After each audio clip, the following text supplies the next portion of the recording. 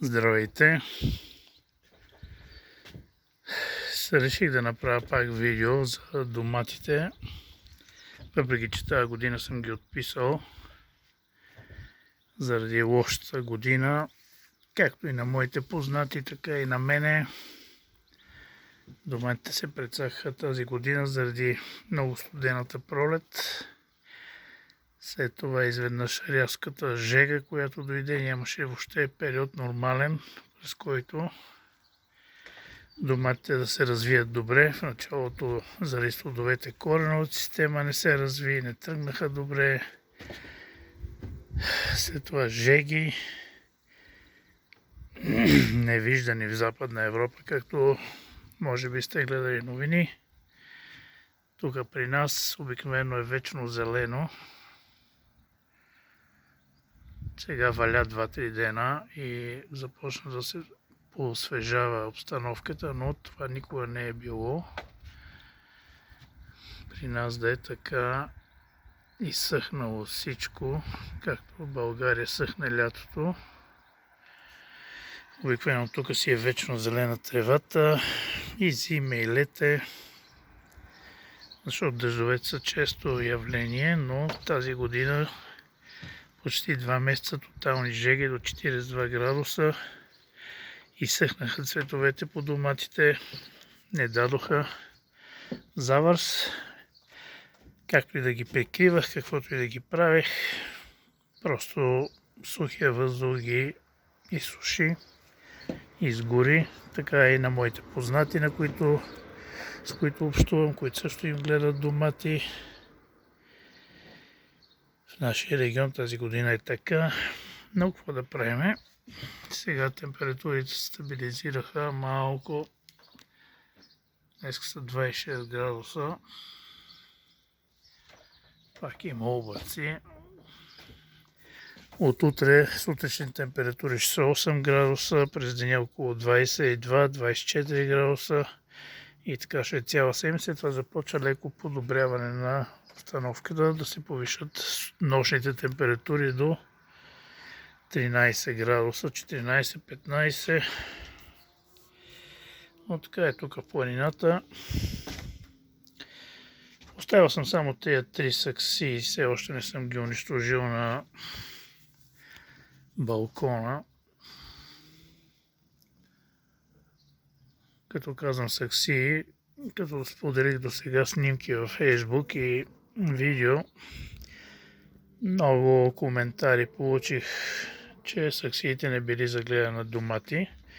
Това са абсолютни глупости от хора незапознати от практиката. За справка може да видите моите сакси от по-миналата година. Събрах 80 кг миналата година, все пак. Тази година слаба работа. Ето Жаровски е вързал 2 доматчета големи, 2 малки и нагоре вече край нищо. Тук имам празни домати, също зарязане. Изчаквам ги, защото горе пускат някакви цвечета, ако даде нещо, даде. Това е паулина. Един корен паулина, вижте какво е вързал. 4 домачета, тук е цъфти, гола вода. Ето ги тук Ожаровски барал род. Нормално Ожаровски дава много плод, но тази година нищо. Нищо. Ето кой е дал 3 домачета. Тук е дал Ожаровски. 2 и 2 малки. Тук 3. Миналата година бяха отрупани. Първа, втора, трета, четвърта китка нагоре. Тази година развитието е 0 и останаха някакси хилави. Всички в саксиите тази година, може би защото седяха на студено, не се разви коренната система, не дръпна, азота не го усвои заради студа и си останаха така хилави и затова може би после не дават завърз добър. Тук са Рила и Дорина.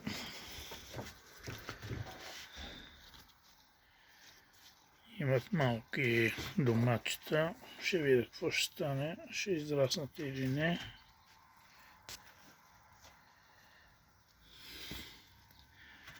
Има цветове. Тук нагоре са вече връзват новите. Ще ги видя. Ето и тук сега връзват. След като минаха жегите, разбира се, започнаха да връзват. Не всички. Тези растат. Добре, те ще растат. Вързали са. Нагоре имам още. Ето тук така. Ето и отзад кръгли домачета. Но много слаба работа. Но какво да правим? Също природа не може да се борим. Моята грешка беше, защото ме мързя да прибирам саксиите, докато бяха студените нощи около 0 градуса. Цял месец беше така. А ме мързя да ги прибирам. Друга година ги прибирах, закривах, завивах. И си имах домати. Тази година ме мързя и нямам домати. Ето тук от любимия ми сорт ябълка си насадих от семчица. И вече е пораснало толкова дръвчето. На 2 години е.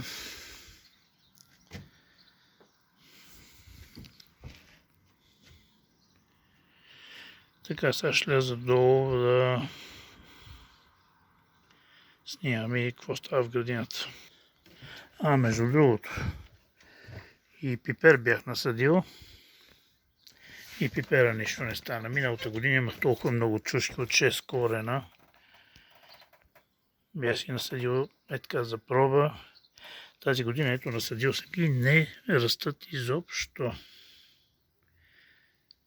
Седат си така и не растат. Ще ги скореня, ще ги свърва. От 18 корена останаха 6 корена, не 5. Нито чушките, нито доматите върват. Марката на любимата ми ябълка е Амброзия. Тези деца продават в Lidl пакетирани, много сладки и сочни ябълки. Взех си семчици, насадих си, дано да порасне дръвче. Ето съм в градината. Всичко е пълно, вода, много. Заредил съм се, като няма домати, какво да поливам. Келф е, че имаме много вода. И ето саксията, която тази година ще ми даде домати. Домати са дебели, здрави, хубави. Тук съм пак насадил Барао Голд, Барао Род, Барао Розе и Ужаровски по един корен, 4 корена в саксията. За специалистите, дето казват, че не може да се гледа в домати в саксия. И това съм си го насадил против листни въшки, ама листните въшки много не знаят, че трябва да се пазят от това. Усилък. Няма значение. Защо тази саксия дава толкова много домати? Защо расте здрава и дебела? Здрави дебели корените ми, защото през студените нощи си я прибирах вътре в бараката. И корените се развиха достатъчно. Произраснаха дебели, хубави стебла. И ето Ужаровски, вижте какво е родил. Ужаровски има тук. Колко домати. Както миналата година ми раждаха много китките, така и тази година са родили. Ето и втората китка. Но нагоре изгоряха. Жегата ги унищожи. И ето тук се е получило. Това няма да расте, ще го отрежа. Това е Ужаровски. Сега от другите Барао, предполагам, че това е Барао Голд. Те обикновено дават първи китки по-високо. Ето е първата китка тук. Втора китка тук и заради жегите много цвечета не ми вързаха. 1, 2, 3, 4. И тук на още няколко има, които не вързаха и ги изрязах. Ето ги нагоре. Тук са вързали, ще видя дали ще пораснат. Тук нагоре дават още. Ето още и вътре зад дървенията е пълно с цветове, които ги тръскам редовно, защото там е по-завет, съм ги скрил. Да не ги пече жегата отзад на сянка. И този мисля, че е барал Голд, той дава много. Другия барал, не знам какъв е, Риот или също са навързали много на първа, на втора китка има и имаше и много празни цветове. Ето тук нагоре трета, само 2, защото другите изсъгнаха. Тук също имаше китки, които бяха празни, но ги отрязах. Жегата скапа всичко. Въпреки че този домат го прибирах преди да порасне нагоре и го покривам с един чадър тук слънчев, ето му стойката. Против това да го грее слънце, да е на сянка. Отгоре на това този домат стои тук и след обяд къщата му пази сянка. И за това роди и повече домати. Те не успяха да изгорят от слънцето, защото след обяд не ги печеш. Ето го и третия домат на първа китка. Има 3 домата. Тук на втора също 3. Тук трета бяха изрязал, защото нямаше, независимо, че беше на сянка под чадъра, топлия въздух го изгори, колкото му, защото в този период всъщност цъфтяха цветовете. Ето го и нагоре. Следващите китки съм ги скрил отзад, зад дървенията. Днеска го оставих да го грее слънце, защото слънцето не е толкова силно сега и температурите не са високи. Ето това ми е, всяка година имам много домати в сакси тази година. За съжаление няма. На другите, на тази има. Ето част от другите сакси, които свалих горе от балкона, изрязах всичко и свалих, оставих само това, което е вързало, за да дозрее. Това е Меделина. Меделина е вързала 2 домата. Тук в тази саксия не знам какво има. Албенга. Пише от едната страна. Да, но това не е албенга, 100%, това е друг домат. Защото аз бях насъдил по 2 домата от сорт и по едно от моите резерви, по 3 домата в саксия, по 3 корена. Тук е на моята позната Люба. Има 2 дома. Защо се обръща камерата така, не знам. Не, 3 домата има. Ама са гола вода. И тук е родило едно, което няма да порасте. Оставил съм го просто да дозреете. Реже и хвърлям иначе. Също и с ръгбито. Ето ръгбито. Какви изроди е родило. Вие знаете какво ражда ръгбито. Гледайте тук какво е родило тази година. Другите 2 са Паулина. Нагоре ръгбито го държа, защото ето тази китка сега прецъфтя, след като минаха жегите и роди малки ръгбичета. И има още една китка след жегите, така че надявам се те да дадат. И като заради тях държа всъщност този корен. Ето го любимото ми сърце. Виждате ли го? Другото го изкорених и го хвърлих, въпреки че и домата беше със същата върхово гниене. Забелязах, че тази година в саксиите имам върхово гниене. Значи корените като не се развият добре, въпреки че има редовно поливане, въпреки че са пълни с калци вътре, не се освоява калция и се получава върхово гниене. Горе в саксиите, трите съм оставил на балкона по същия начин. Отрязах 2-3 домата с върхово гниене отдолу. Може да ги оставя да се калцира евентуално сега, но как да е. И сега да отида в така нареченото парниче. Парничето положението е: изкорених половината домати и ги свалих, защото нищо не ставаше от тях. И тук на земята насадих кулчуци. Да видя дали те ще тръгнат. Това е сорта, който е на моята позната Люба. Единствено тук върза 2 домата. Нагоре също цъфти и връзва в момента, но това е доста нависоко на върховете. Сега като минаха жегите. Чичио.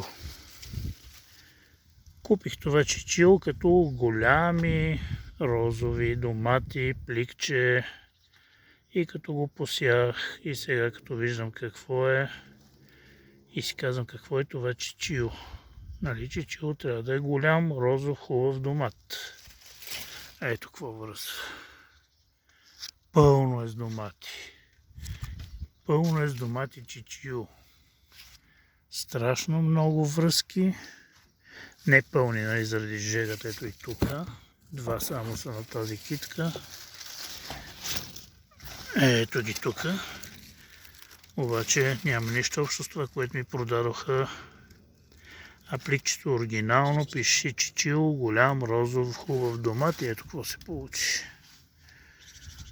Голями растения, хубави, по 2 метра, зеленина пълно из домати, но те са дребни и нещо като черита. То не са черита, но нещо с този размер голями. Голями са колко тенис на маса топчета. Ами го продадоха за чичио. Тъй, че явно нещо са ме изментили или пък заради тези аномалии се раждат такива домати и не мога да преценя. За първа година го пускам да го пробвам. Тук доматите ръгби се развиват нормално, въпреки че вързаха малко заради студовете и жегите после. Тези домати в парника по същия начин нямаше как да ги защита от студовете. И земята беше доста студена, аз на 1 май ги насадих. И тук нагоре в момента цъфтат и връзват ръгбитата, но до тук няма повече. Паулината ми върза 1 домат на тази китка. После нагоре празно, заради жегите. Ето тук има сега 4 домата на тази китка. На горните китки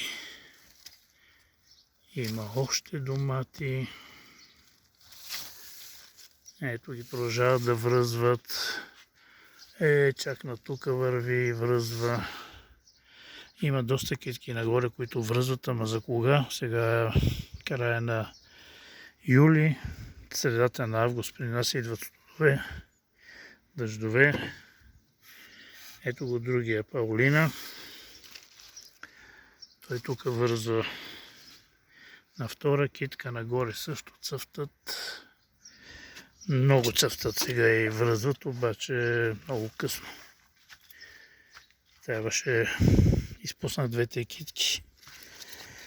Ето тук е другата Паулина. На този домат 2 на 1 китка и чак горе е вързал 3 домата. И навътре се вижда, няма как да снема, защото е голяма гора. От всички домати меделина само този остана. голям, хубав домат. Меделина, но една бройка. Другото го изкорени, защото нямаше нищо на него останало. Нагоре също няма нищо по тази меделина. Мислех да я режа, като озрее този домат, но горе пък взе, че се разцъфтя по върховете. И евентуално ще върже нещо. Ето вижте какви големи цветове тук прави. Като надявам се да вържат горе, но ако не вържат, режа, фърлям се като озре и готовата година. Дано да е по-хубава другата година, по-подходяща. Иначе цветове пълно. Сега времето е подходящо.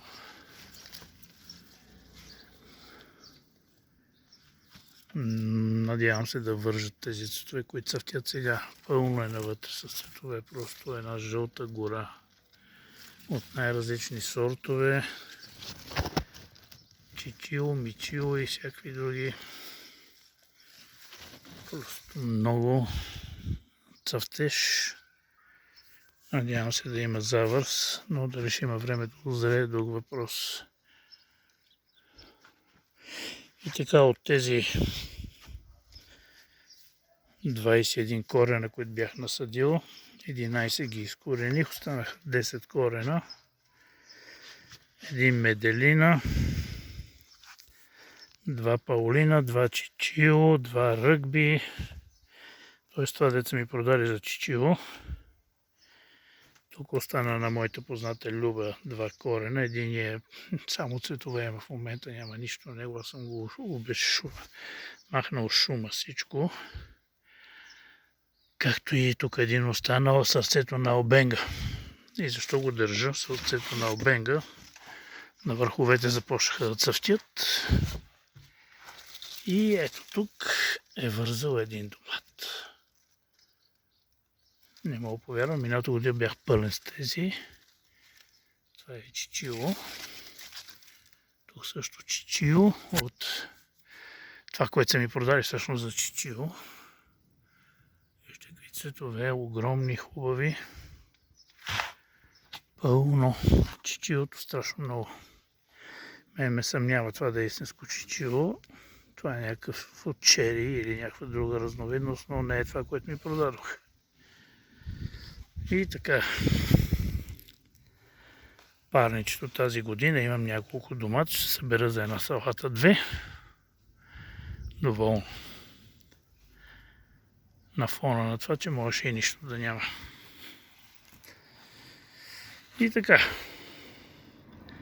Това е от мен. Благодаря за вниманието.